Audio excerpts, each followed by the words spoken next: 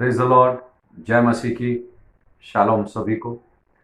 मैं विश्वास करता हूँ आप सब लोग खैरियत है,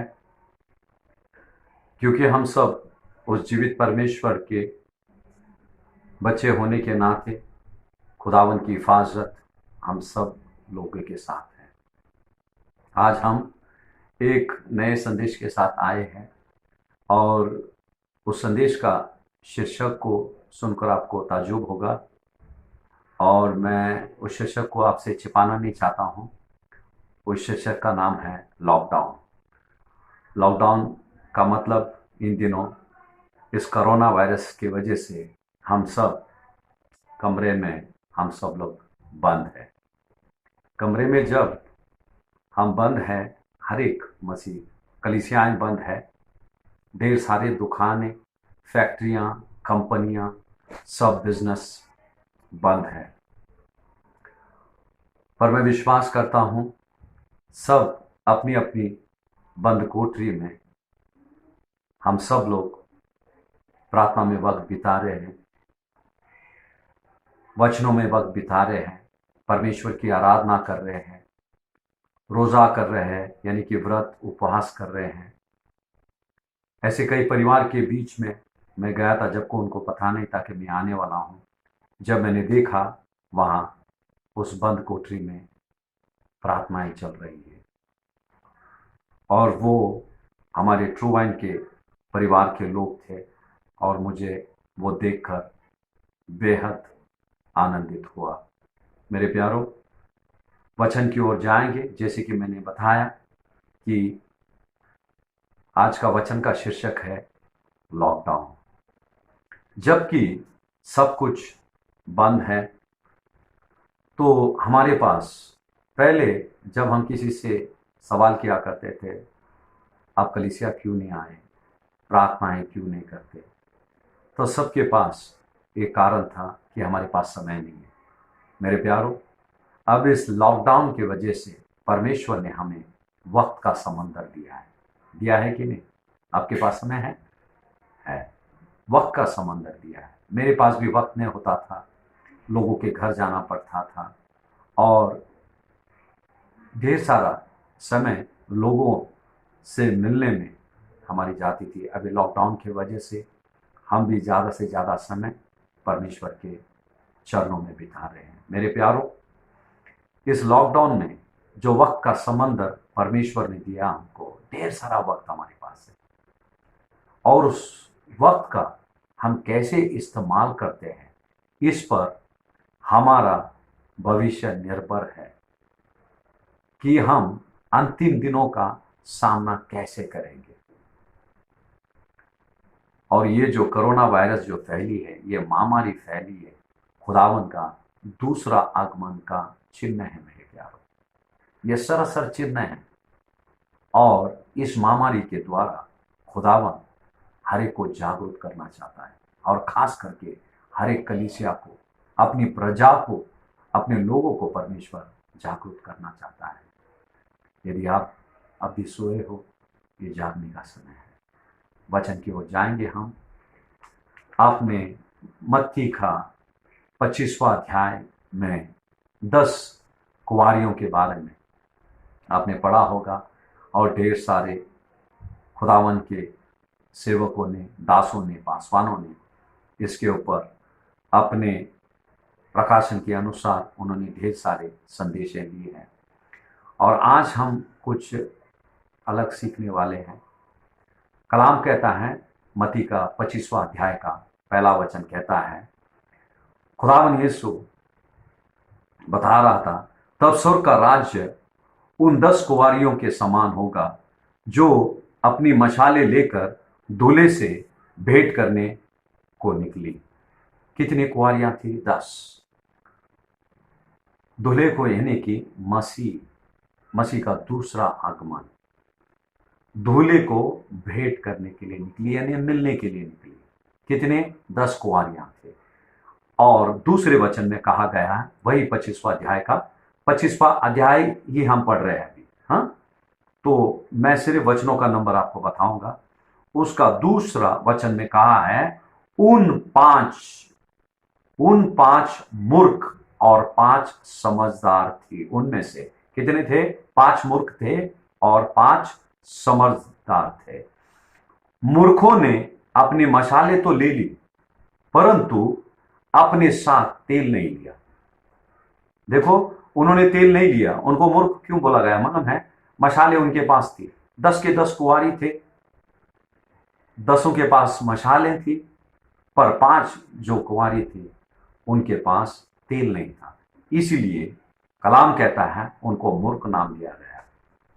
कलाम कहता है, यदि हम मत्ती का 25वां अध्याय का 3रा वचन यदि पढ़ेंगे, उसमें लिखा गया कि मूर्खों ने, जो 5 मूर्ख थे, उन्होंने अपने साथ में मशालें ली और पर तेल नहीं लिया। 4थे अध्याय में हम जाएंगे, 4थे वचन में, परंतु समझदारों ने अपने मशाल के साथ अपने कुप्पी में तेल भी भर लिया।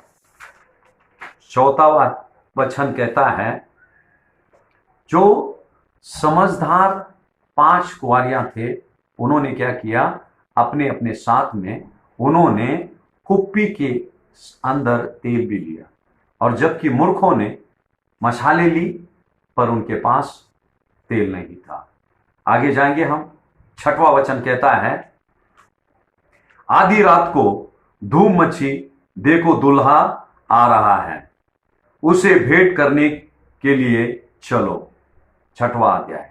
और आधी रात जैसा दूल्हा आ गया, तब वे सब कुंवारियां 10 के 10 उठकर अपनी अपनी मशालें उन्होंने ठीक किया।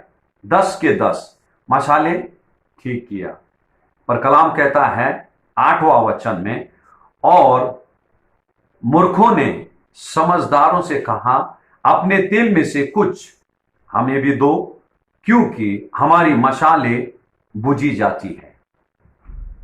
ध्यान देना, बाइबल बोल रहा है 8वां वचन में, 10 के 10 कुंवारी थे, जैसे मैंने कहा 10 के 10 के पास मशाल था।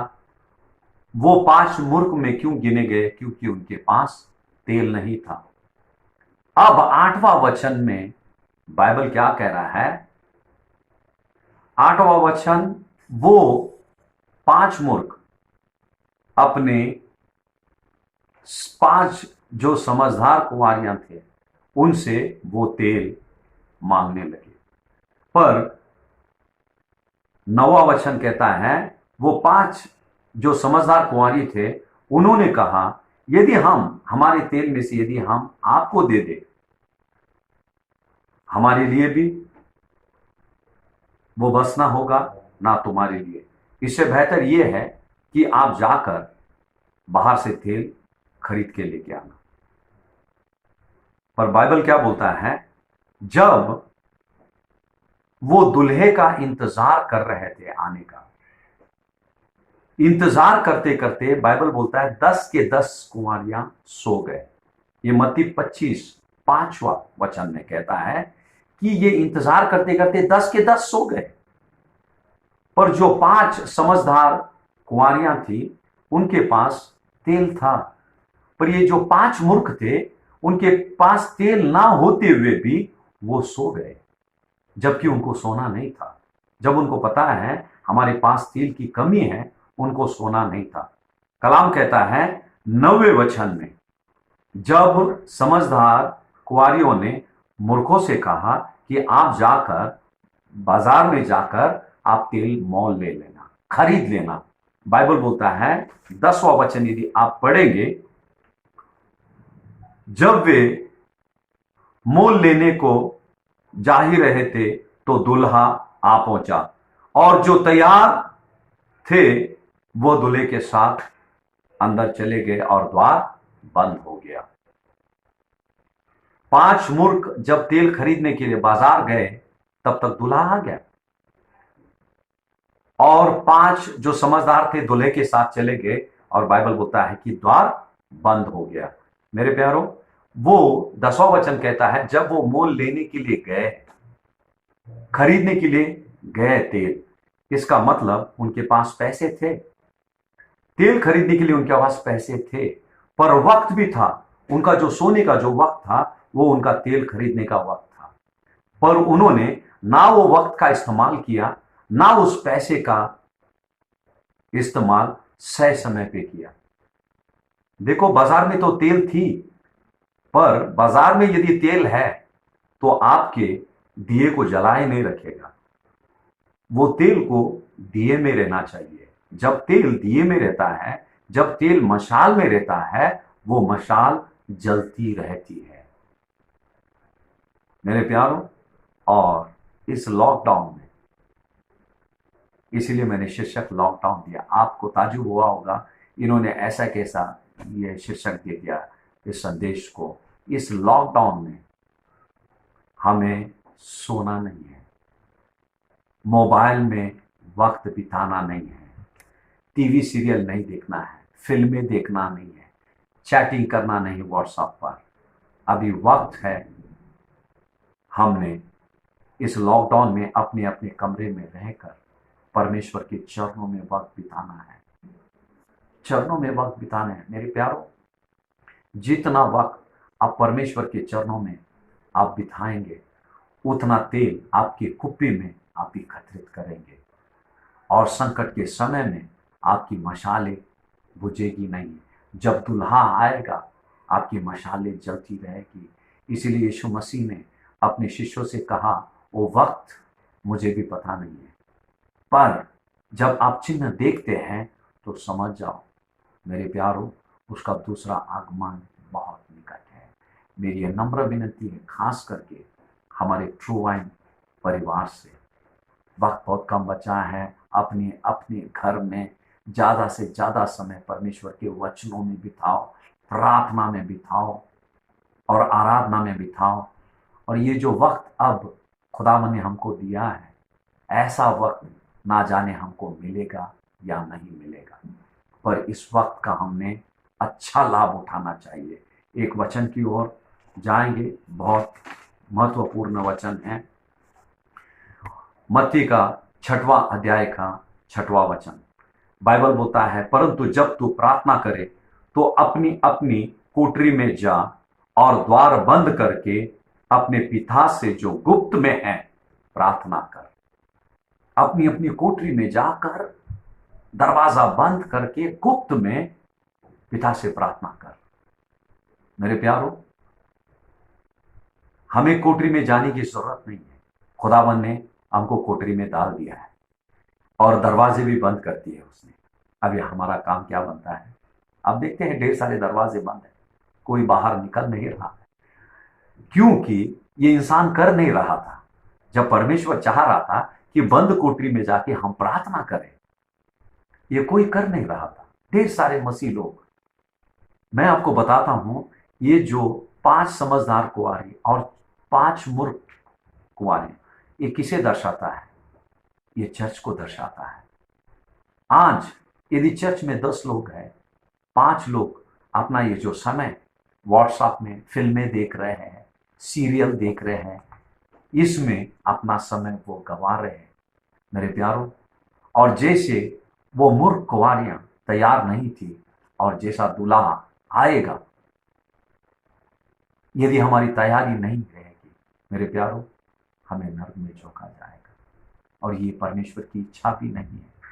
इसीलिए खुदावन ने इस महामारी को भेजकर सभी को अपने अपने कोठरी में उसने बंद कर दिया है। अब मसीह होने के नाते हम जाकर घुटनों के बल प्रार्थना करके, परमेश्वर की आराधना करके, मेरे प्यारों, हमारे कुप्पी में तेल एकत्रित करना है। खुदावन का कलाम क्या कहता है?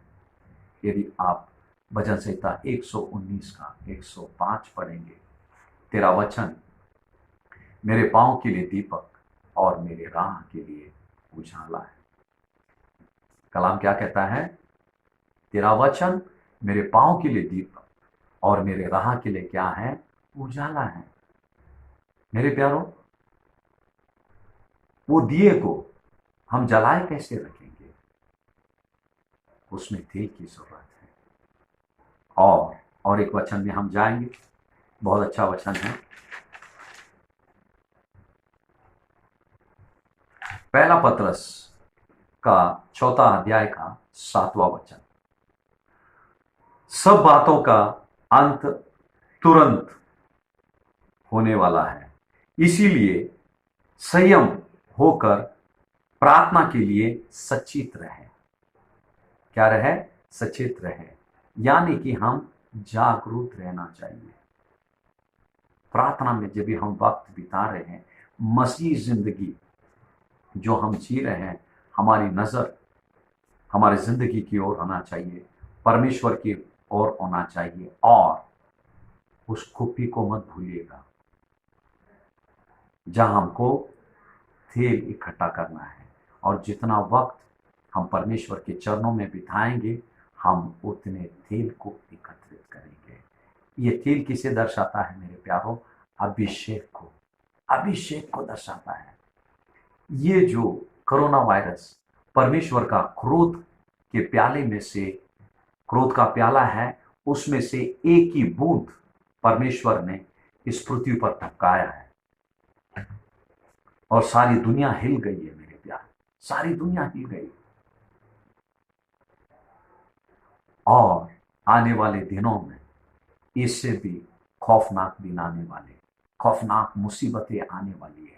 और उस मुसीबत में टिके रहने के लिए हमें परमेश्वर की सामर्थ की जरूरत है, उसकी अभिषेक की जरूरत है मेरे प्यारों। यदि हम उसके अभिषेक को अभी एकत्रित नहीं करेंगे, शायद ही हमें ऐसा मौका भविष्य में मिल पाएगा। मैं सच कह रहा हूं कि नहीं? ये जो मौका हमें मिला है, वक्त भी हमारे पास है, इस वक्त का हमें सही इस्तेमाल करना चाहिए। ओ मूर्ख, देखो 10 के 10 कुंवारियां थी, 10 के 10 कुंवारी थे, उसमें कोई प्रॉब्लम नहीं। 10 के पास मशाले थे, वहां तक ही ठीक था। पर 5 के पास तेल थे, 5 के पास तेल नहीं थे। आज कलीसिया की यही हालत है। 10 के 10 ने मसीह जिंदगी अच्छी शुरुआत की, और उसके बाद में क्या हुआ? एक कभी कभी चर्च में आते, कभी नहीं आते, कभी बाइबल पढ़ते, कभी नहीं पढ़ते, कभी फिल्म देखने बैठ जाते हैं, सीरियल। जब उन्होंने बैठ गए, उसके साथ में उन्होंने और एक मसीह को लेकर बैठ गए। फिर ऐसे करते करते इनकी अलग एक झुंड हो गए, 5 मूर्खों की और 5 समझदारों की।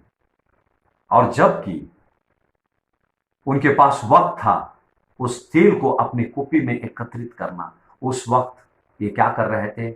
सो रहे थे, गपशप लड़ा रहे थे, दोस्तों के घर जाना, व्हाट्सएप और उसमें गेम खेलना, ये सारे जो चीज में उन्होंने अपना मूल्यवान वक्त को गवा दिया। और जहां की समझदार थी, वो परमेश्वर के चरणों में बैठकर वो अपनी तैयारियां कर रही थी। और तब जाकर कलाम कहता है, वो दूल्हे के साथ अंदर चली गई, और फिर क्या हुआ?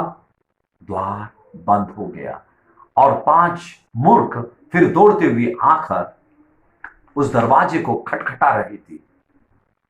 और अंदर से आवाज क्या आया? कि मैं तुम्हें जानता नहीं। मेरे प्यारों, हम उन लोगों में से ना हो, उन 5 मूर्ख में से ना हो, जिसे परमेश्वर उन अंतिम दिनों में, कयामत के दिन में वो कहेगा कि मैं तुम्हें जानता नहीं।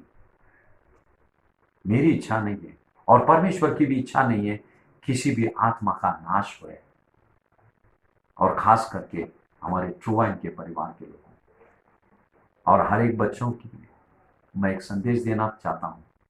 ये जो वक्त है, इसे व्यर्थ कामों में मत गवाइए। यही वक्त है परमेश्वर ने हमें मजबूत होने के लिए, उसके अभिषेक में बढ़ने के लिए। हमारे पास ढेर सारे उदाहरण हैं, जैसे कि शमूएल बचपन में परमेश्वर के मंदिर में गया और वहीं पला। और आप लोगों को दावीद की जिंदगी के बारे में मालूम है, कई बार हमने दावीद के बारे में हमने संदेश लिया था। ऐसे ढेर सारी मिसालें हैं, और हमारे लिए सबसे बड़ा मिसाल यीशु मसीह है। उसने एक पाक जिंदगी जी, वो भी हमारे जैसा छोटा था। ढेर सारी चीजें उसके जिंदगी में भी आई, पर कलाम कहता है उसने अपने आप को पवित्र रखा। मेरे प्यारों, जैसा आप वक्त परमेश्वर के चरणों में बिताएंगे, ये जिस्म की अभिलाषा खुद ब खुद मरती जाएगी। देखो, ये जिस्म ने उन मूर्ख कुंवारियों को रोक दिया खुदावन के साथ उस द्वार के अंदर जाने से, क्योंकि इस जिस्म की अभिलाषा यही थी, सोना है। और जितने भी आज भी सो रहे हैं, मैं आप लोगों से विनती करता हूं, ये वक्त है आपका उठने का। उठो, जागो। देखो, उसी नींद ने उनका जगह बदल दिया। 5 स्वर्ग में चले गए और 5 नरक में चले गए। मेरे प्यारों, मैं विश्वास करता हूं आज का ये वचन आपकी आत्मा को जगा रहा है। यदि आपका आत्मा सोया है, ये आत्मिक जागृति का समय है। हमको घुटनों के बल जाकर परमेश्वर से प्रार्थना करना है। मेरे प्यारों, वो गीत आपने सुना होगा, अक्सर हम गाते हैं, जाग जरा दुल्हन, दुल्हा यीशु आ रहा है। और यकीनन वो आएगा। हमें सोना नहीं, हमें जागे रहना है। कितने लोग अपना वक्त बढ़ाएंगे प्रार्थना में, कितने लोग वचनों में अपना वक्त सादा बिताएंगे। और कुप्पी को मत भूलिएगा, जागरूक रहकर हमें प्रार्थना करना है। देखो, यीशु मसीह भी ज्यादा से ज्यादा समय उसने प्रार्थना में बिताया। ज्यादा से ज्यादा प्रार्थना में यीशु मसीह ने, यदि इस कायनात का मालिक रहकर, परमेश्वर का पुत्र रहकर, यदि उसे प्रार्थना की इतनी जरूरत है, मुझ जैसे पापी और आप जैसे पापी को प्रार्थना की कितनी जरूरत है। मेरे प्यारे, मैं विश्वास करता हूं इस वचन ने आपकी आत्माओं को जगाया है। मेरी यही इच्छा है, हमारी पूरी कलीसिया खुदावन के बादलों पे आने पर उठाई जाए। क्या आपकी ये इच्छा है? हाँ, आप चाहते हैं जब खुदावन आएगा आप उसके साथ जाएंगे? तो चलो हम मिलकर तैयारी करेंगे और हमारा वक्त परमेश्वर के चरणों में बिताएंगे। धन्यवाद। मैं विश्वास करता हूँ आज का ये संदेश आपके लिए एक जागृति और आशीष का कारण बना। सभी आंखें बंद करेंगे, हम प्रार्थना में जाएंगे। खुदा यीशु, हम तुझे धन्यवाद देते, तेरी स्तुति करते, तेरी प्रशंसा, तेरी महिमा करते। तेरा जीवित वचन जो हमारे बीच आया, इसके लिए हम तुझे धन्यवाद देते। मेरे खुदा परमेश्वर, मेरे आसमानी बाप, हम उस 5 मूर्ख कुंवारी जैसे ना रहे। मेरे परमेश्वर, यदि हमारी कलीसिया में से कोई है, कोई बच्चे हैं, मेरे परमेश्वर, इस वचनों के द्वारा मेरे परमेश्वर, उन्हें तो उनकी आत्मिक नींद से तू उन्हें जगा। मेरे परमेश्वर, अभी वक्त बहुत कम बचा है। मेरे परमेश्वर, हम जानते हैं मेरे खुदावन, मेरी यही विनती है मेरे परमेश्वर, जब तू बादलों पे आएगा प्रभु खुदावन, हमारे ट्रू वाइन परिवार से मेरे परमेश्वर कोई भी पीछे ना रह जाए। मेरे परमेश्वर प्रभु खुदावन, इन दिनों वो अभिषेक में बढ़े। मेरे परमेश्वर, अभिषेक में बढ़े। मेरे परमेश्वर, पवित्र आत्मा तेरे सामर्थ को उन पर तू उंडेल, बहुतायत से उंडेल, बहुतायत से उंडेल उन पर। खुदावन, मैं प्रार्थना करता हूँ सपनों के द्वारा, दर्शनों के द्वारा मेरे परमेश्वर तू उनसे आकर मिल। मेरे परमेश्वर, और मैं दुआ करता हूँ खुदावन, हमारी मंडली के हर एक परिवार के लिए, और जितने भी लोग मेरे परमेश्वर प्रभु खुदावन इस संदेश को देख रहे हैं, मेरे परमेश्वर प्रभु खुदावन, तू सबकी हिफाजत कर। तेरे पंखों के साए तले हर एक को तो पना दे मेरे परमेश्वर, ताकि ये महामारी मेरे परमेश्वर जो जानलेवा है, मेरे परमेश्वर किसी बच्चे के प्रभु खुदावन रहने के तंबू पर ना आए। मेरे परमेश्वर प्रभु, हर एक को तो सुरक्षित रख। तेरे लहू का, तेरे जीवित लहू का मोर मेरे परमेश्वर प्रभु हर एक पे हम लगाते हैं। मेरे परमेश्वर प्रभु खुदावन, और उनके घर के चौखट पर मेरे परमेश्वर प्रभु खुदावन उस मेमने के लहू को हम लगाते हैं। मेरे परमेश्वर, और उन्हें हम पूरी तरह से सुरक्षित घोषित करते हैं मेरे खुदावन।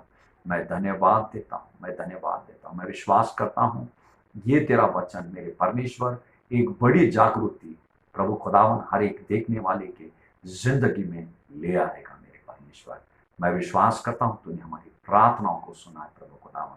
आगे का समय हर एक के जिस्म जान और रूह को प्रभु तेरे केवल पवित्र हाथों में देकर प्रार्थना विश्वास से मसीह यीशु के नाम से करते हैं। सुन पिता, सब बोलेंगे आमेन, आमेन।